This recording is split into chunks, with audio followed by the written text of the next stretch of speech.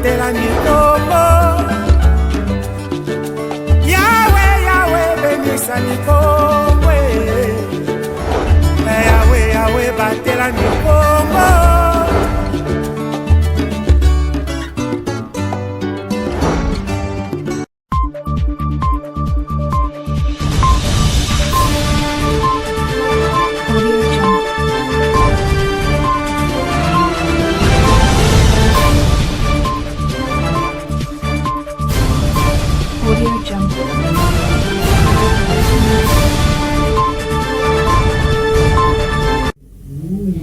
Vous êtes nombreux devant vos postes télévisés pour suivre cette session d'information. Messieurs et dames, salutations spéciales et bienvenue à ce grand rendez-vous d'actualité. Ouvrons ce journal, le Congo central a rendu un dernier hommage à l'un de ses anciens élus décédé le 1er juillet dernier à Matadi, l'âge de 88 ans. Le député provincial honoraire Roger Mamwana Makangoyi a été inhumé le dimanche 19 juillet 2026 dans son village natal de Yanga Kintambi en territoire de Sekibanza. Autorité politico-administrative, chef coutumier, notable membre de sa famille et les habitants lui ont réservé des obsèques empreintes d'émotion et de reconnaissance. Retour sur ces derniers hommages avec ces reportages de notre confrère Timothée Mouela rendu par Doronto Malonda. Suivez.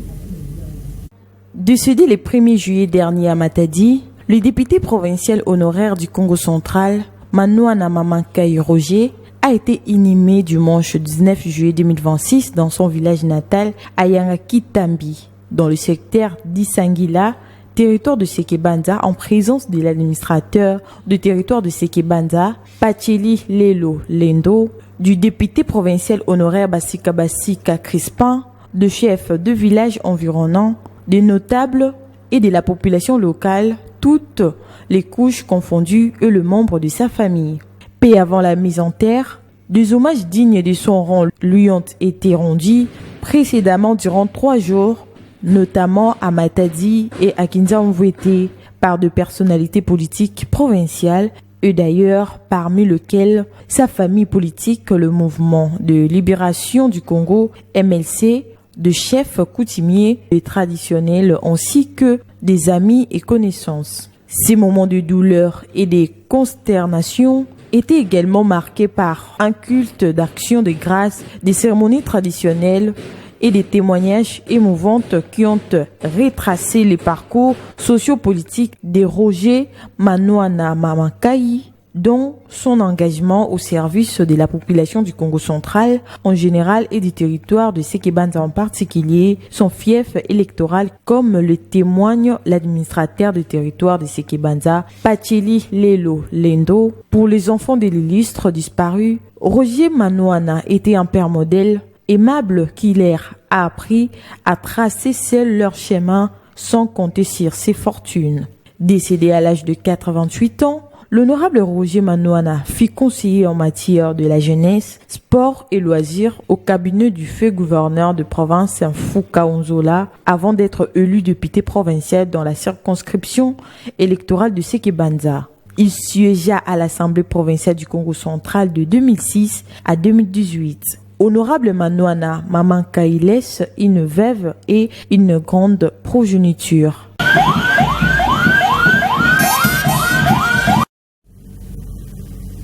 D'une page à une autre, la journée de tous les dangers initialement redoutés. C'est mercredi 22 juillet à Kinshasa, la capitale de la République démocratique du Congo, n'aura publié en l'espace de 24 heures.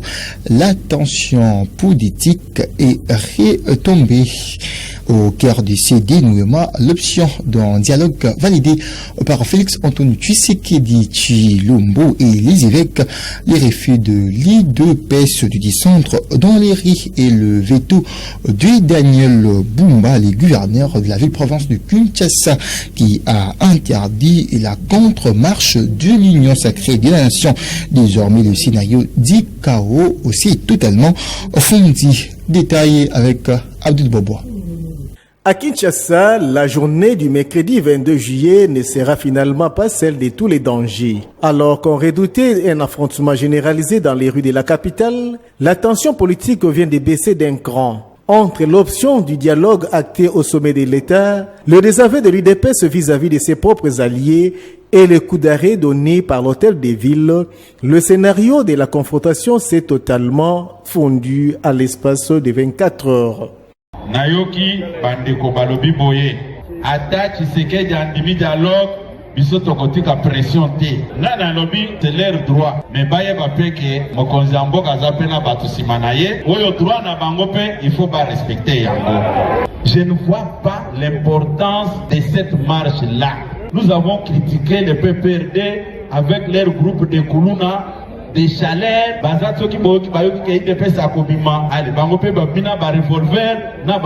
pourquoi nous voulons emprunter des mêmes méthodes? En quelques jours, le paysage politique congolais est passé d'une logique de confrontation des rues à une amorce de décrispation républicaine. Lors d'une rencontre hautement stratégique entre le président Félix Tshisekedi et les chefs religieux de la SENCO et de l'ECC, le principe d'un dialogue inclusif a été officiellement retenu. Une ouverture politique qui a immédiatement poussé l'opposition de la coalition C64 à reporter sa propre marche pour donner une chance aux discussions tout en fixant un ultimatum au 15 août. La coalition C64 a décidé, dans l'intérêt supérieur de la nation et fidèle à son engagement constant en faveur d'une résolution pacifique de la crise, de reporter la marche pacifique initialement prévue le 22 juillet 2026. La responsabilité de la suite du processus repose désormais sur Félix Tshisekedi et son régime. Il faut noter que le lundi 20 juillet dernier, le gouverneur de Kinshasa, Daniel Bumba, a officiellement interdit la marche de l'Union sacrée. Entre l'appel au dialogue des prêtres, le repli stratégique de l'UDPS et les verrous de l'hôtel des villes, Kinshasa s'offre un répit inattendu. Reste à savoir si cette accalmie ouvrira la voie à un compromis durable.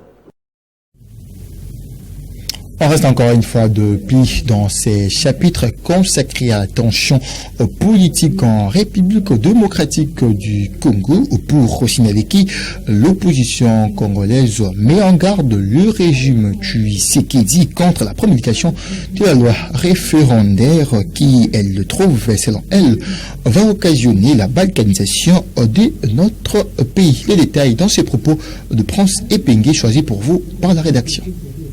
D'ici au 15 août, il faut qu'un dialogue national inclusif soit convoqué. Mais en attendant le 15 août, la date fatidique, nous mettons en garde le régime Tshisekedi. Nous les avertissons qu'ils ne posent pas un acte dans le sens soit de promulguer la loi référendaire qui va occasionner la balkanisation de notre pays, qui n'osent pas à continuer la campagne pour le changement de constitution. Parce que ces actes finiront par énerver le peuple et nous ne pourrons que sortir de nos réserves pour envahir les rues et cette fois beaucoup plus déterminés et beaucoup plus forts encore.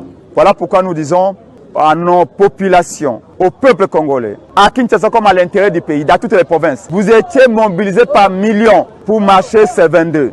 Et puis de paix, le Congo étant notre bien le plus précieux, nous avons joué à la sagesse de Salomon en écoutant son éminence cardinal Ambongo et le patriarche Bukundoa. Nous repoussons la marche, nous ne l'annulons pas, nous ne donnons pas un chèque en blanc à qui que ce soit. Mais parce que nous aimons le Congo, nous avons fait preuve de patience, de patriotisme. La balle est dans le camp de Tshisekedi. Il faut qu'il pose des actes d'apaisement.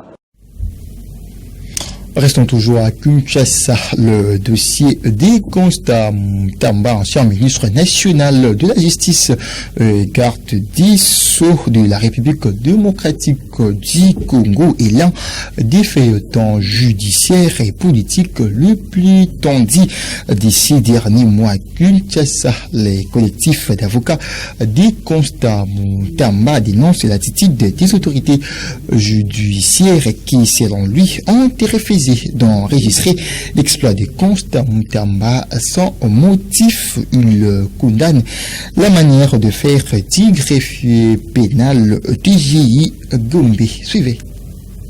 Nous sommes à notre 12e jour ici au Palais de Justice pour l'enrôlement d'un dossier judiciaire. Comme vous nous voyez, avec notre fardeau à main, ainsi que les exploits en question, ces documents, nous venons de le récupérer au greffe pénal précisément du tribunal de grande instance de Kinshasa-Gombe. Nous étions mandatés par notre compatriote, Maître Constant Mutamba, pour venir introduire une action en son nom et pour son compte contre quelqu'un qui s'est permis d'insérer des mentions fausses dans un exploit de justice. Estimant que cela portait atteinte à ses droits les plus légitimes, c'est que l'on peut qualifier juridiquement comme un faux en écriture, il a trouvé, juriste qu'il est, qu'il était important de nous mandater pour venir saisir la justice par citation directe contre les fausseurs. Mais à notre grande surprise, lorsqu'ils ont vu seulement les noms de Constant Mutamba, ils ont dit qu'ils ne peuvent pas toucher tout document portant les noms de Constant Mutamba. Nous sommes dit que nous allons rester patients. Et chaque jour, nous commençons à venir, mais depuis lors, aujourd'hui, nous sommes à notre 12e jour, ils n'ont toujours pas voulu nous recevoir. Et ils avaient même déjà ce fardeau entre leurs mains, puisqu'ils nous disaient qu'ils vont enrôler à notre absence, mais malheureusement, ils n'ont pas enrôlé. C'est comme ça que nous sommes venus récupérer notre fardeau avec des exploits non enrôlés. Chers compatriotes, c'est une situation vraiment grave qui touche tout le monde. Vous savez, les droits à la justice, les droits de faire entendre sa cause devant les cours des tribunaux fait partie des droits fondamentaux garantis par la Constitution et par des instruments juridiques internationaux, bien évidemment. Mais à notre grande surprise, c'est comme si Mutamba, lui, n'a plus droit de jouir de ces droits fondamentaux-là garantis à tout citoyen par nos lois. Et parlons sport dans ces journaux. Un nouveau sur le toit du monde suite à son sacre historique face à l'Argentine. L'Espagne s'empare de la première place du tout au nouveau classement FIFA publié le lundi 20 juillet 2026. Une mise à jour qui bouscule la hiérarchie mondiale. Nous avons en tête l'Espagne, l'Argentine en 10e place, puis la France, l'Angleterre, le Brésil, le Maroc en 6e place, le Portugal, la Belgique et le Pays-Bas. Et enfin, le Mexique en 10e position. Tandis qu'en Afrique, nous avons le premier Maroc, le Sénégal 2e, l'Égypte 3e, l'Argentine 4e, la Côte d'Ivoire 5e et la République démocratique du Congo en 6e position. Parlons de l'actualité au niveau international, de jumelage de liste que l'Espagne n'avait pas vu depuis 16 ans au lendemain de l'ère sacre mondiale face à l'Argentine. Les héros de La Roja ont fait un retour triomphal à patrouille le lundi 20 juillet 2026 dans l'après-midi. Première étape de l'ère marathon, le palais de la Zarzuela où le roi Philippe VI et la famille royale en maillot rouge leur ont réservé un accueil particulièrement chaleureux. Les détails avec France 24. Luis de la Fuente porté en triomphe par ses joueurs dans le ciel de Madrid, comme un symbole de cette Roja désormais sur le toit du monde. À leurs pieds, plus de 2 millions de personnes exaltées par leur champion, une immense marée rouge et jaune pour célébrer les nouveaux héros de l'Espagne.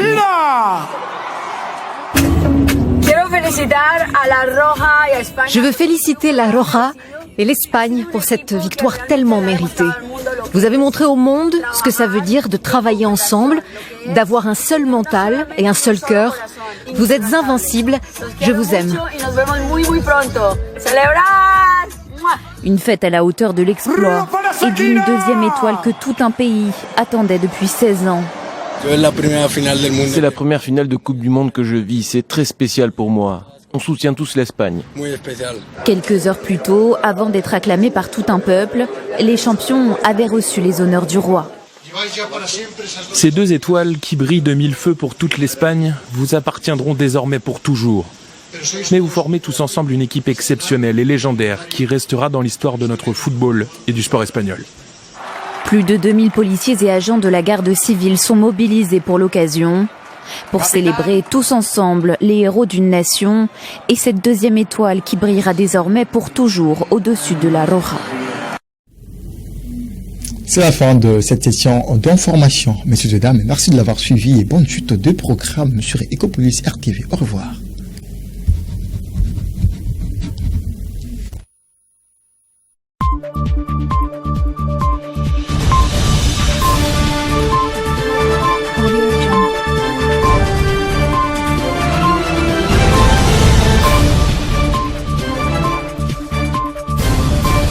Audio Jungle.